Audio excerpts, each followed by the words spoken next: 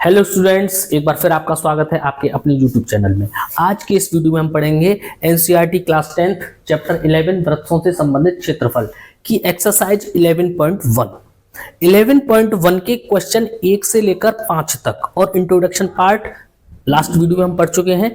इस वीडियो में पढ़ेंगे क्वेश्चन 6 से लेकर लास्ट तक के क्वेश्चन। तो ये एक्सरसाइज बहुत इंपॉर्टेंट है बोर्ड एग्जाम के पॉइंट ऑफ व्यू से। तो आप इस एक्सरसाइज के एक एक क्वेश्चन को और किताब के एग्जाम्पल्स को बहुत अच्छी तरीके से समझ लें और कर लें। तो चलिए शुरू करिए मेरे साथ इस एक्सरसाइज को। क्वेश्चन नंबर 6 से शुरू करते हैं। तो क्वेश्चन है, आप अपनी बुक में पढ़िए क्वेश्चन। 15 सेंटीमीटर त्रिज्या वाले वृत्त की कोई जीवा केंद्र पर 60 अंश का कोण अंतरित करती है। तो सबसे पहले हमें वृत्त बनाना पड़ेगा। ये एक वृत्त है और इसका ये केंद्र है O। 15 सेंटीमीटर त्रिज्या वाले इस वृत्त की जो त्रिज्या है वो है 15 सेंटीमीटर और कोई जीवा मैंने मान ली AB। क्वेश्चन में जीवा दे रखी है। 15 सेंटीमीटर त्रिज्या वाले वृत्त की कोई जीवा केंद्र पर 60 अंश का कोण अंतरित करती है। क्या अंतरित करती है? जीवा। तो AB क्या है? जीवा। और केंद्र पर ये कर दिया इसने 60 अंश का कोण निर्मित, यानी केंद्र पर ये 60 अंश का कोण इसने बना दिया। ठीक है। तो संगत लघु और दीर्घ वृत्तखंडों के क्षेत्रफल ज्ञात कीजिए। हमें लघु वृत्तखंड का और दीर्घ वृत्तखंड का क्षेत्रफल इस वाले क्वेश्चन में ज्ञात करना है। और इसकी जो त्रिज्या है ये OA और OB दोनों ही त्रिज्या होंगी। और त्रिज्या कितनी है क्वेश्चन में? 15 सेंटीमीटर। तो मैंने 15 लिख दिया। तो ठीक है। तो आइए सॉल्यूशन शुरू करते हैं। इस क्वेश्चन में देखिए पाई की वैल्यू 3.14 और √3 की वैल्यू 1.73 हमें यूज करनी है। आगे आएंगे मैं समझा दूंगा।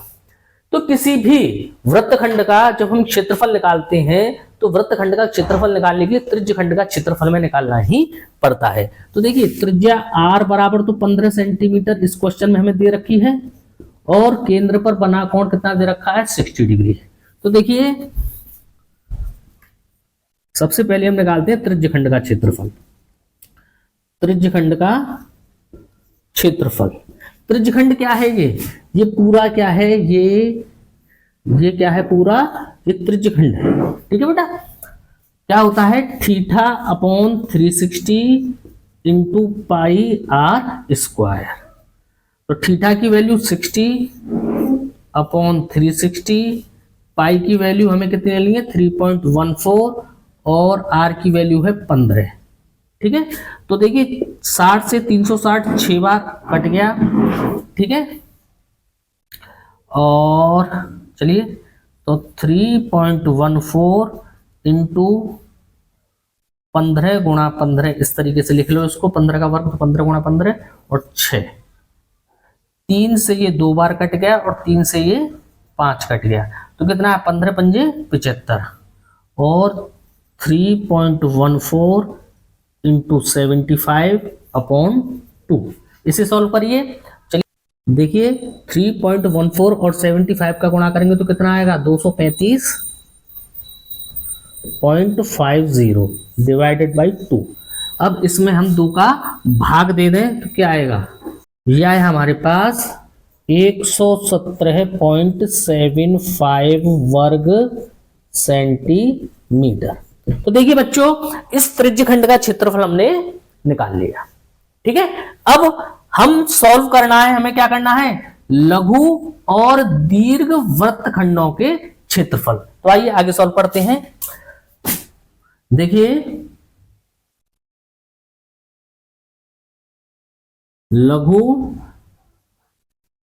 वृत्तखंड का क्षेत्रफल क्या होता है? त्रिज्यखंड के क्षेत्रफल में से त्रिभुज का क्षेत्रफल घटा देंगे। त्रिज्यखंड का क्षेत्रफल माइनस त्रिभुज OAB का क्षेत्रफल। ठीक है। तो देखिए OAB कैसा त्रिभुज है ये समझ लीजिए आप। इस तरीके से है, ये O है, ये A है और ये B है। ये केंद्र पर बना कोण 60 डिग्री है। ये OA त्रिज्या कितनी है? 15 सेंटीमीटर है और ये भी हमारी 15 सेंटीमीटर है। और इन दोनों के सामने के कोण ये बराबर होंगे और इन दोनों कोणों का योग कितना हो गया 120 अंश। क्वेश्चन नंबर 5 में समझाया था, क्योंकि 60 है 180 होता है तीनों त्रिभुज के कोणों का योग, 180 में से 60 घटाए 120 और ये दोनों कोण बराबर हैं तो भाग दिया 60, तो ये भी 60 और ये भी 60, यानी कि ये OAB कैसा त्रिभुज है, समबाहु त्रिभुज। तो समबाहु त्रिभुज का क्षेत्रफल कितना होता है √3/4 इंटू भुजा का वर्ग। पहले भी मैं सॉल्व करके आपको दिखा चुका हूं और इंट्रोडक्शन में भी मैंने ये फॉर्मूला लिखा है। तो लिखिए त्रिज्यखंड का क्षेत्रफल, त्रिज्यखंड का क्षेत्रफल मैंने कितना निकाला 117.75 माइनस त्रिभुज का क्षेत्रफल। अब त्रिभुज कैसा है ये समबाहु, कैसा है ये समबाहु, यानी कि तीनों भुजाएं बराबर हो। और तो त्रिभुज AOB का क्षेत्रफल हम कैसे लिखेंगे √3/4 और भुजा कितनी है 15 का वर्ग। चलिए सॉल्व करिए, तो 117.75 माइनस √3 की वैल्यू देखिए 1.73 हमें दे रखी है क्वेश्चन में, तो 1.73/4 इंटू 15 का वर्ग होता है 225। अब इसे आप सॉल्व कर लीजिए। तो इसी एक्सरसाइज का क्वेश्चन नंबर 7 है, आप अपनी बुक में पढ़िए। त्रिज्या 12 सेंटीमीटर वाले वृत्त की कोई जीवा केंद्र पर 120 अंश का कोण अंतरित करती है, तो संगत वृत्तखंड का क्षेत्रफल ज्ञात कीजिए। तो देखिए हमने क्वेश्चन नंबर 5 किया, क्वेश्चन नंबर 6 किया, अब जो क्वेश्चन 7 कर रहे हैं तो थोड़ा सा अंतर है। अब अंतर क्या है इसको आप समझ लीजिए। ये एक वृत्त है जिसका केंद्र O है और ये कोई त्रिज्या है, वो सॉरी त्रिज्या नहीं जीवा है AB और केंद्र पर कितना कोण बना रही है 120 अंश का, केंद्र पर 120 अंश का कोण इस तरीके से ये जीवा बनाती है। अब देखिए दोनों क्वेश्चन जो 5th और 6th क्वेश्चन है उससे ये किस तरीके से अलग है ये समझ लीजिए कि 5th और 6th क्वेश्चन में केंद्र पर कितने अंश का कोण बनना है 60 डिग्री का 60 अंश का, और यहां बनना है 120 अंश का।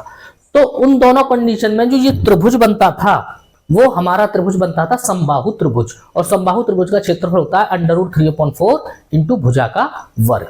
हम बड़ी आसानी से इस त्रिभुज का क्षेत्रफल निकाल लेते थे, लेकिन ये जो त्रिभुज बनना है ये समबाहु त्रिभुज नहीं है। क्यों? क्योंकि इसका एक कोण 120 अंश का हो गया और त्रिज्या कितनी है 12 सेंटीमीटर। देखिए ये 12 सेंटीमीटर और ये भी 12 सेंटीमीटर, दो भुजाएं बराबर हैं तो ये वाला और ये वाला दो कोण भी बराबर होंगे। और कितने कितने अंश के होंगे, जब त्रिभुज के तीनों कोणों का योग 180 अंश होता है और ये अकेला 120 का हो गया तो इन दोनों कोणों का योग कितना होगा 180 में से 120 गए तो 60 अंश, और इन दोनों कोणों का योग कितना 60 अंश, और ये दोनों कोण बराबर हैं तो कितने के होंगे आधा कर दिया तो 30 अंश, यानी कि ये भी 30 डिग्री का हो गया और ये भी 30 डिग्री का हो गया। ठीक है, अब ये त्रिभुज न तो समकोण त्रिभुज है और न समबाहु त्रिभुज है। मैंने इंट्रोडक्शन में बताया था दो तरीके के त्रिभुज बताए थे, समकोण और समबाहु, ठीक है ना। उन दोनों तरीके के त्रिभुज के क्वेश्चन आपने देख लिए। अब ये जो क्वेश्चन है एक्सरसाइज में, ये क्वेश्चन सबसे अलग है, सारे क्वेश्चनों से अलग है, तो आइए सॉल्व करते हैं। तो इसमें क्या है कि ये है केंद्र, ठीक है बेटा, केंद्र से जीवा पर डाला गया लंब, ये केंद्र है ओ से हमने जीवा AP पर एक लंब डाल दिया OP, जीवा को समद्विभाजित करता है, ये थ्योरम आपने चैप्टर 10 में पढ़ी होगी, ठीक है ना।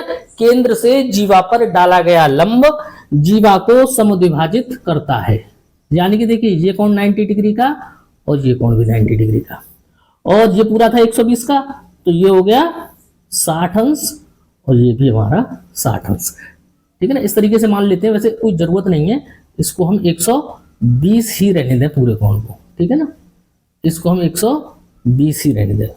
यहां से केंद्र O से मैंने जीवा AB पर लंब डाल दिया OP, ठीक है। तो इसका मतलब क्या है, ये AP और BP बराबर होंगे। तो समझिए इस क्वेश्चन का सॉल्यूशन क्या है, केंद्र O से जीवा AB पर लंब हमने क्या डाला OP, डाला। ठीक है, इसलिए AP बराबर BP, यानी कि ये दोनों भाग क्या हो गए, बराबर हो गए। अब इस क्वेश्चन को कैसे सॉल्व करेंगे, अब देखिए मैं त्रिभुज ले रहा हूं OAP। ठीक है, तो देखिए समकोण त्रिभुज OAP में, समकोण त्रिभुज OAP देखिए किस तरीके से है, ये इस तरीके से है। मैं छोटा सा यहां बना के दिखा दे रहा हूं आपको। ये O, ये A और ये P। ट्रिग्नोमेट्री आपने पढ़ी है, ये 90 डिग्री का एंगल है और ये 30 डिग्री का एंगल है। ठीक है, जब ये 30 और ये 90 तो ये ऑब्वियसली 60 अंश का हो जाएगा। ठीक है, अब क्या है, ये भुजा आधार हो गई AP और OP क्या होगी, लंब। तो समकोण त्रिभुज OAP में मैं लगाता हूं sin 30, ये वाला एंगल लेंगे ना sin 30। तो sin थीटा बराबर क्या होता है, लंब बटे कर्ण। यहां लंब क्या है, OP और कर्ण क्या है, AO। ठीक है, ये भुजा कितनी है, 12, क्योंकि 12 क्या है, वृत्त की त्रिज्या।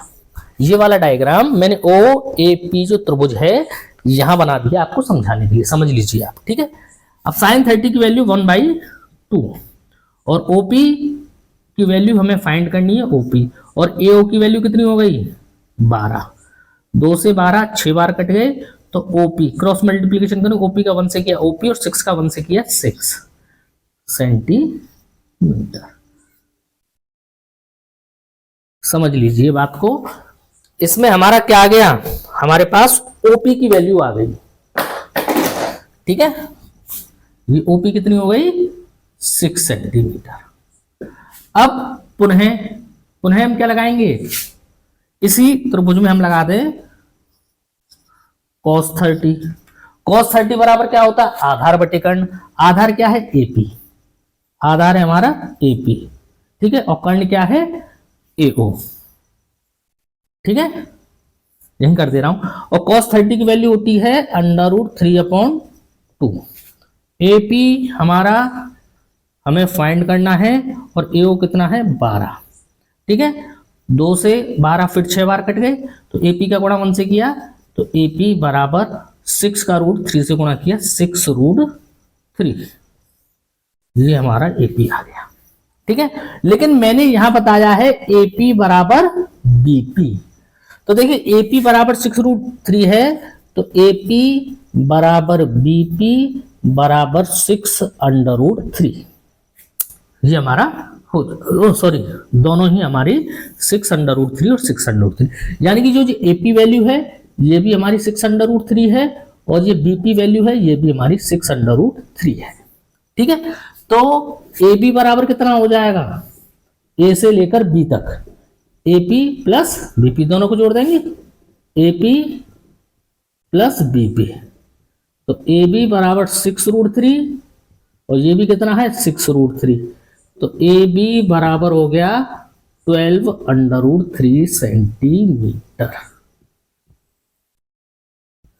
ठीक है बेटा, यहां तक मैं समझ रहा हूं, बात समझ आ गई होगी।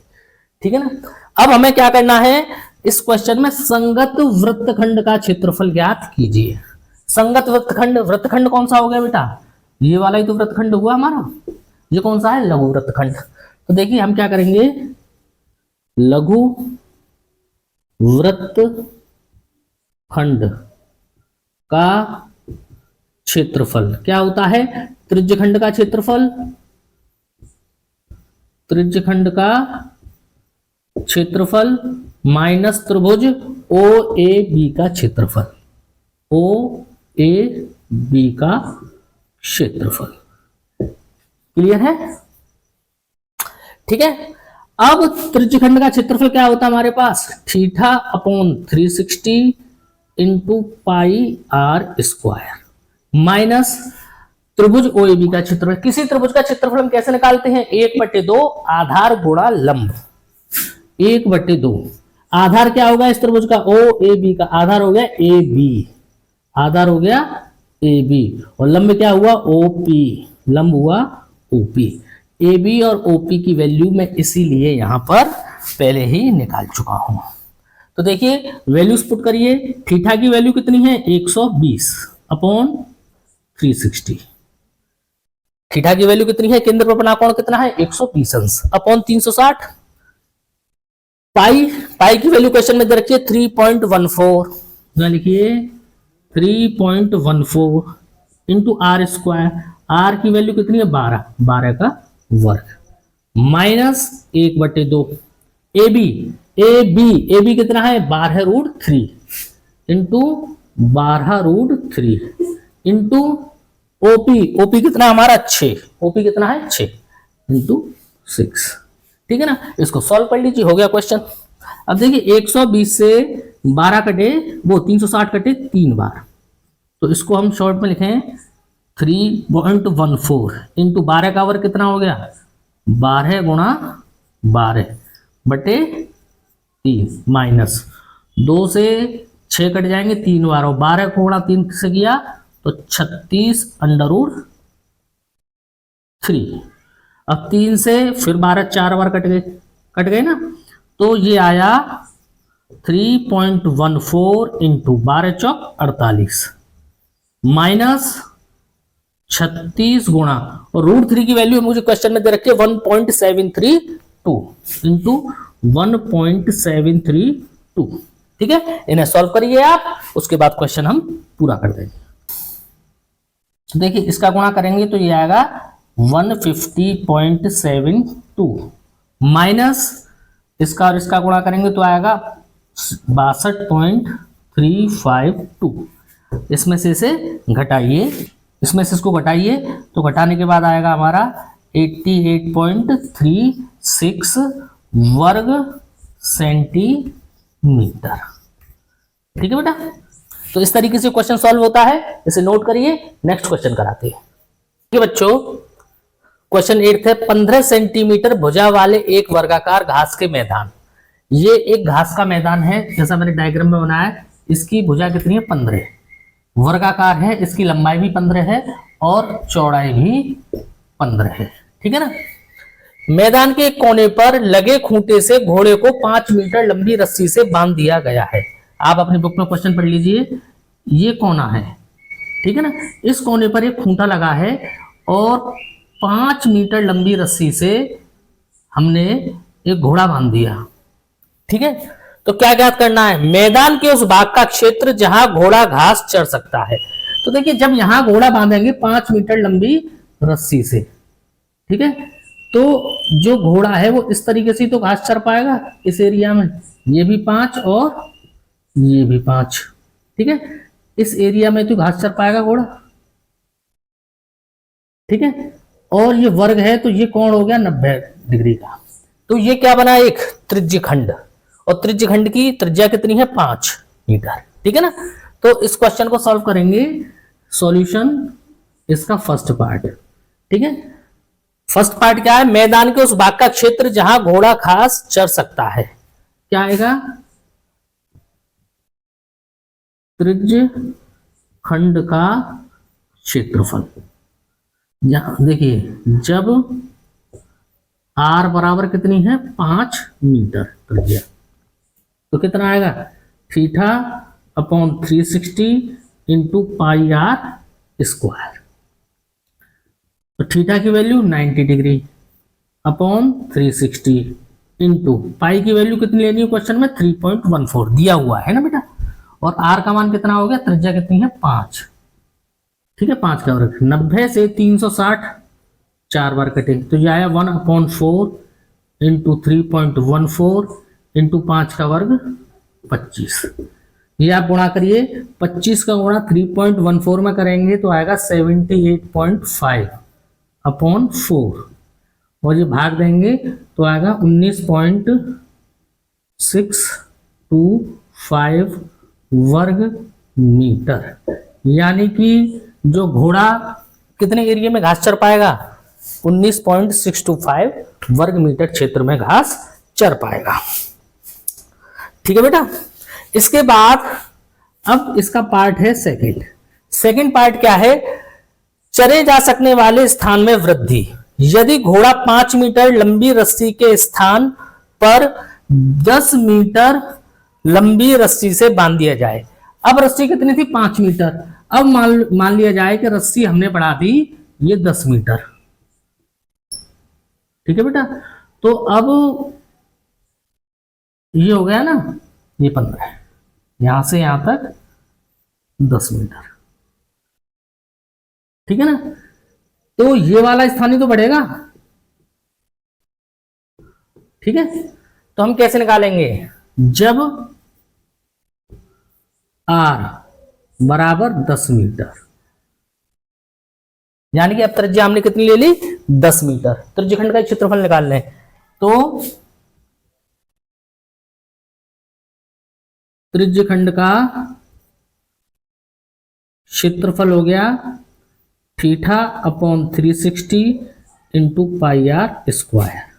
ठीक है, तो थीटा की वैल्यू 90, कोण तो वही रहेगा 90 डिग्री, अपॉन 360, पाई की वैल्यू 3.14 और आर की वैल्यू 10 का वर्ग, यानी कि 100 हो गया।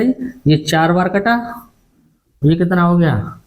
3.14 इंटू 10 का वर्ग 100/4, 4 से 100 25 बार कटे, तो 3.14 इंटू 25, ये हमने यहाँ पे भी किया था। 3.14 इंटू 25 कितना है? 78.5, 78.5 वर्ग मीटर। अब समझिए कि देखिए ये पूरा क्षेत्रफल, ये जो पूरा त्रिज्यखंड है इसका क्षेत्रफल कितना आया? 78.5 वर्ग मीटर। और हमसे क्वेश्चन में पूछा है चरे जा सकने वाले स्थान में वृद्धि, तो स्थान में वृद्धि कितनी हुई? स्थान में तो यही वाली वृद्धि हुई, ये। ठीक है, तो क्या करेंगे? चरे जा सकने वाले स्थान में वृद्धि क्या होगी? यानी कि ये पूरे त्रिज्यखंड का क्षेत्रफल कितना है? 78.50 मान लो, है ना, माइनस इसमें से छोटे वाले त्रिज्यखंड का क्षेत्रफल घटा देंगे तो ये वाला स्थान आ जाएगा कि नहीं?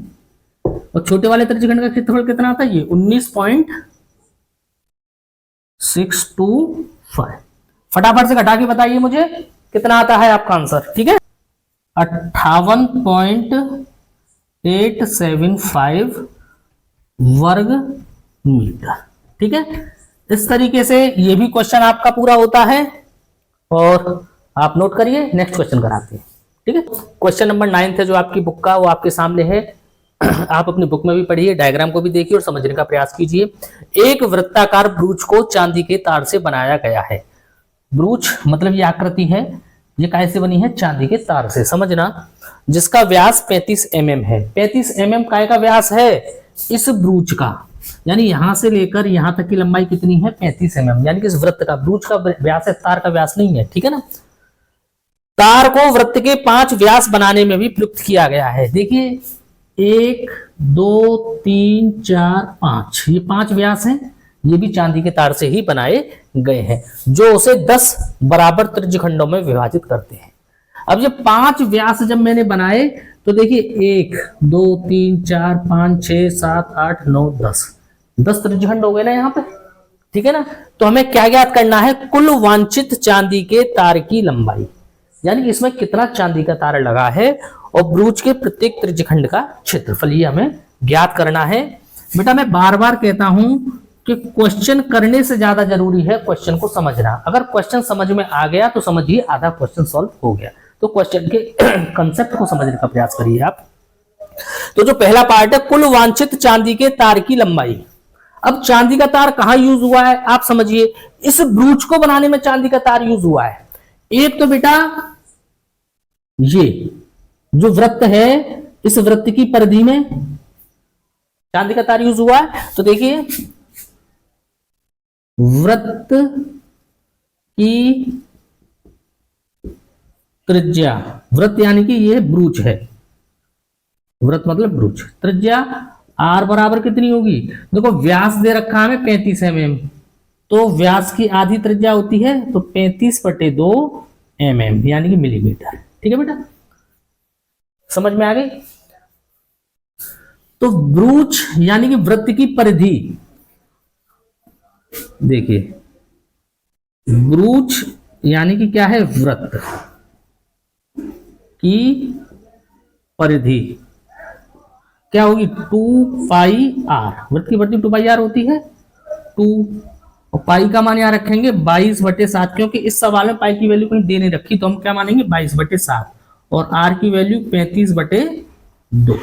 सॉल्व करिए, 7 से 5 बार ये कटा और 2 से 2 कट गए, तो 22 गुणा 5 करेंगे तो 110 मिलीमीटर। यानी कि जो ब्रूच की परिधि है वृत्ताकार, इसको बनाने में कितना तार लगा चांदी का, 110 मिलीमीटर। अब समझिए, और ये जो 5 व्यास हैं ये भी चांदी के तार के बने हुए हैं, तो इनमें कितना तार लगेगा, तो देखिए 5 व्यासों में तार की कुल लंबाई, यानी एक व्यास की लंबाई कितनी है 35, तो 5 की कितनी होगी, गुणा कर लिए, 5 पंजे 25 के 5 हासिल 2, 5 से 15 और 2 17, 175 मिलीमीटर। ठीक है, तो कुल कितना तार लगा, तो कुल तार की लंबाई, कुल तार की लंबाई, चांदी का ब्रूच काय में यूज हो रहा है, एक वृत्ताकार ब्रूच को चांदी के तार से बनाया गया है, एक तो वृत्त में ये वाला परिधि वाला, तो ये कितना निकाला मैंने 110, और कहा यूज हो रहा है, तार को वृत्त के 5 व्यास बनाने में भी, 5 व्यास में कितना हुआ 35 गुणा 5 यानी कि 175 प्लस 175, तो इन दोनों को जोड़ेंगे तो कितना आया 285 मिलीमीटर। ये चांदी के तार की लंबाई हो गई। ठीक है, इस क्वेश्चन का पहला पार्ट उम्मीद कर रहा हूं समझ में आ गया होगा। सेकंड, ब्रूच के प्रत्येक त्रिज्यखंड का क्षेत्रफल ज्ञात कीजिए। अब देखिए ये जो 5 व्यास हैं, ठीक है, ये 10 त्रिज्यखंड बना रहे हैं, नहीं बना रहे हैं, 10 त्रिज्यखंड बना रहे हैं ना। देखिए ये एक क्या है, त्रिज्यखंड है, ठीक है, दोनों तरफ त्रिज्या है, ये कितनी होगी 35/2, और ये भी कितनी होगी 35/2। अब क्या निकालना पड़ेगा, केंद्र पर बना कोण। देखिए पूरे वृत्त का कोण क्या होता है 360 होता है कि नहीं, पूरे वृत्त का कोण केंद्र पर कितना कोण बनता है 360 अंश का। इसको 10 भागों में तोड़ दिया तो 10 का भाग 2 कितना है 36 अंश, यानी कि एक त्रिज्यखंड का कोण कितना है 36 अंश। तो देखिए R बराबर कितना है 35/2, और केंद्र पर बना कोण कितना है 36 डिग्री। ठीक है, तो प्रत्येक त्रिज्यखंड का क्षेत्रफल, प्रत्येक त्रिज्यखंड का क्षेत्रफल क्या आएगा, फॉर्मूला वही θ/360 इंटू πr²। थीटा की वैल्यू 36/360, पाई की वैल्यू 22/7, r² यानी कि 35/2 गुणा 35/2। ठीक है ना, r की वैल्यू कितनी है 35/2, स्क्वायर है तो 2 बार लिख लिया। इसको आप सॉल्व कर लीजिए। तो देखिए जब मैं सॉल्व करूंगा 7 से 35 5 बार कट गया, 36 से 360 10 बार कट गया, ठीक है, और 5 से 10 2 बार कट गया, और 2 से 22 कट गया 11 बार। तो ऊपर क्या बच रहा है 11 गुणा 35, और नीचे क्या बच रहा है 2 गुणा 2 यानी कि 4। गुणा करिए 11 पंजे 55 के 5 हासिल 5, और 11 33 और 5 38/4 वर्ग मिलीमीटर। यानी कि प्रत्येक त्रिज्यखंड का क्षेत्रफल कितना होगा 385/4 वर्ग मिलीमीटर। ठीक है, इस तरीके से क्वेश्चन भी सॉल्व हो गया, और समझ रहा हूं कि समझ में आ गया होगा। नोट करिए, नेक्स्ट कराते हैं। देखिए बच्चों क्वेश्चन नंबर 10 है, एक छतरी में 8 ताने लगी हुई हैं। छतरी आपने देखी है, ठीक है, जैसे कि ये हमारी छतरी है, ठीक है,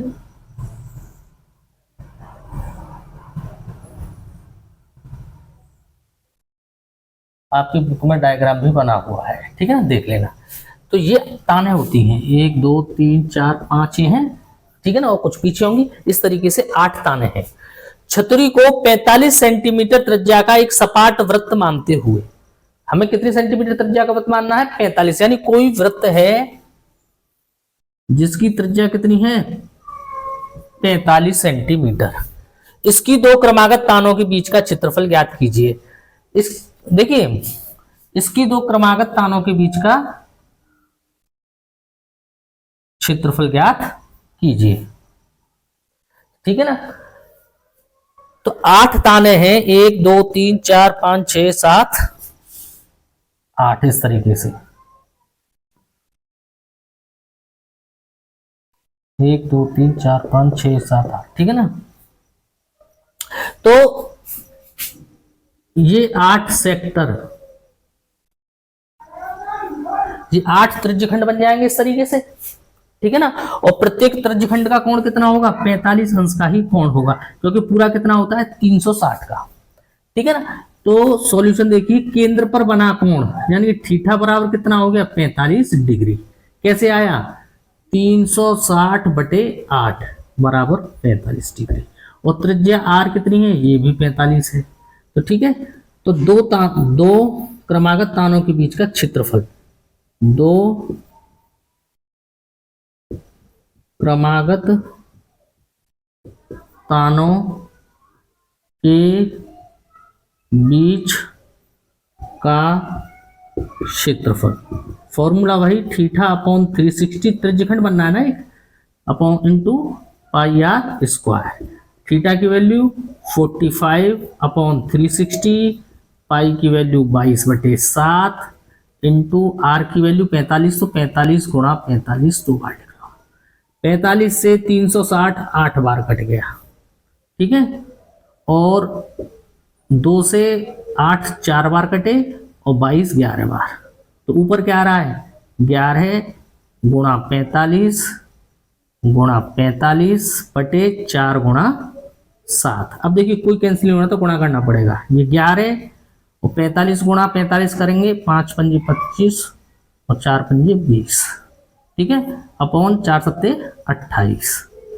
अब गुणा करिए, 11 पंजे 55 के 5 हासिल 5, 11 दूनी 22 और 5 27 के 7 हासिल 2 2 11 दूनी 22, 22,275/8 वर्ग सेंटीमीटर।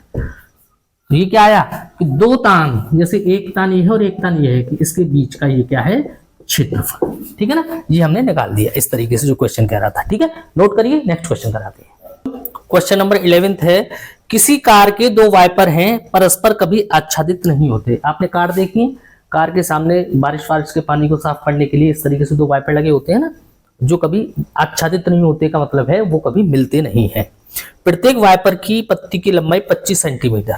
देखिए इस तरीके से होते हैं, एक वाइपर ऐसे साफ पड़ता है और दूसरा ऐसे साफ पड़ता है, ठीक है ना। ये मिलते नहीं है आपस में कभी।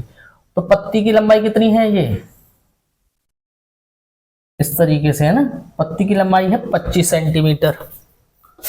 और केंद्र पर कितना कोण बनाते हैं? 115। कितना कोण बना रहे हैं? 115। देखिए थीटा बराबर कितना हो गया? 115 अंश।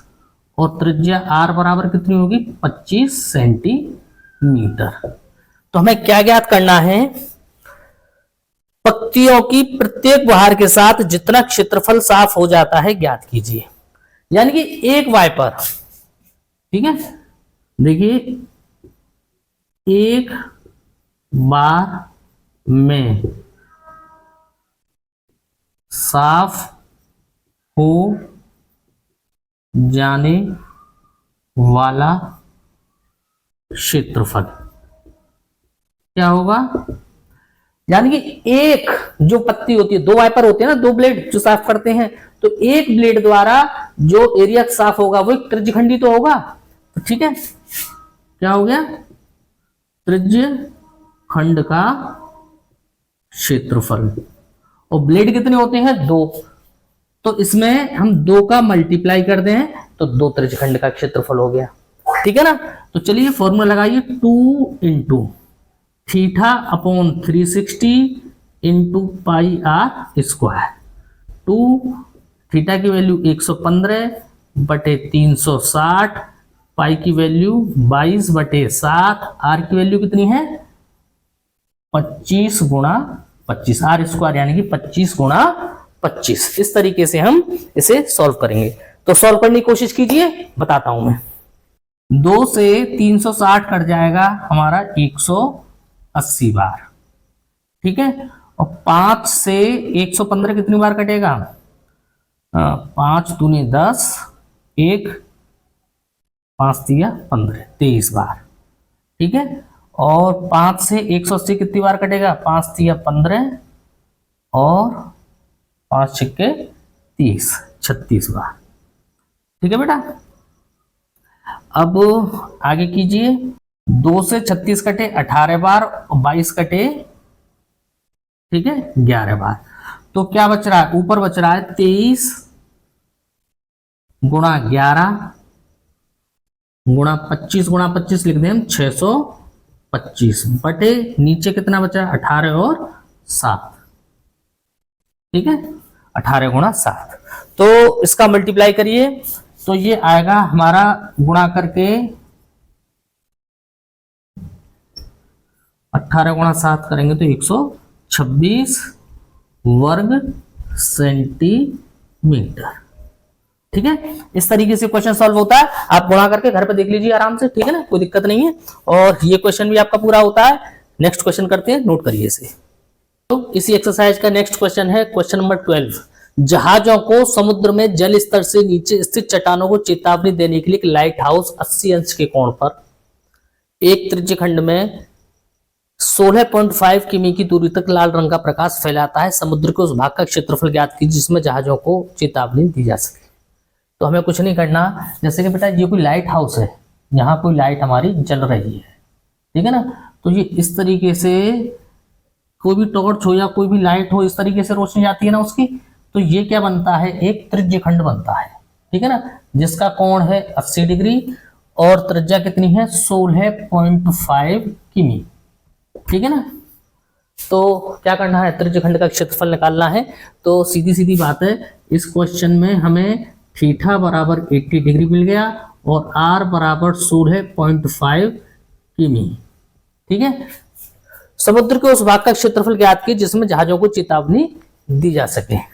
तो हम लिखते हैं वांछित क्षेत्रफल या त्रिज्यखंड का क्षेत्रफल क्या होगा, theta upon 360 into pi R square. Theta की वैल्यू 80 अपॉन 360 इंटू पाई की वैल्यू लेनी है 3.14 और आर की वैल्यू है 16.5 गुणा 16.5। जब इसको सॉल्व करते हैं तो ये आएगा 68,389.2 अपॉन 360 और इसका भाग देंगे तो ये आएगा 189.97 वर्ग किमी, ठीक है, ठीक है। ये कैलकुलेशन आप करके देखिए। ये क्वेश्चन पूरा हो गया, नोट करिए।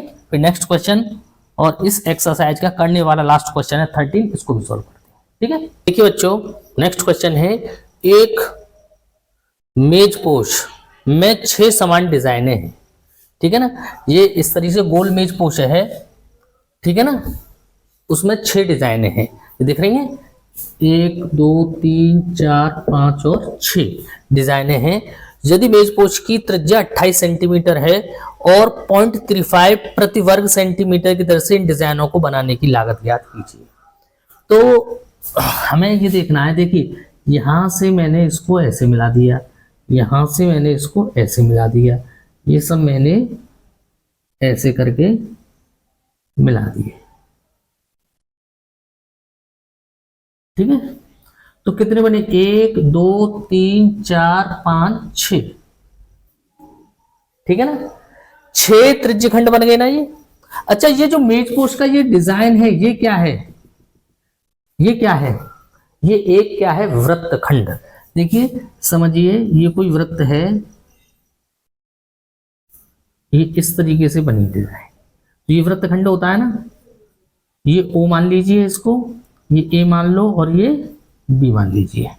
अब क्या है, मेज पोस्ट की त्रिज्या कितनी 28, यानी ये 28 है, ये भी 28 है, यानी ये सारी त्रिज्याएं क्या हैं 28 28 28, ठीक है 28 28 28 है, ठीक है। और केंद्र पर कितना कोण बनेगा, देखिए कितने भाग है, ये 6 त्रिज्यखंड है ना, और केंद्र पर कितना का कोण होता है 360 में 6 का भाग देंगे तो एक त्रिज्यखंड का कोण कितना आया 60 अंश, ठीक है बेटा।